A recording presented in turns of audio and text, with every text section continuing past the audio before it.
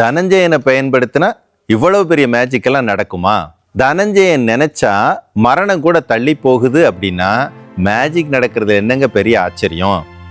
நமக்கு அவரை பயன்படுத்தக்கூடிய அந்த அலைவரிசை மட்டும் தெரிஞ்சா போதும். அதை பயன்படுத்த தெரிஞ்சிருச்சு அப்படின்னா திரும்ப நாம பரிகாரம் பண்ணணும், வழிபாடுகள் பண்ணணும், கோவில்கள் போகணும், தேடல்களை நீட்டிக்கணும் அவசியமே இல்லை. அதுதாங்க சீக்ரெட்.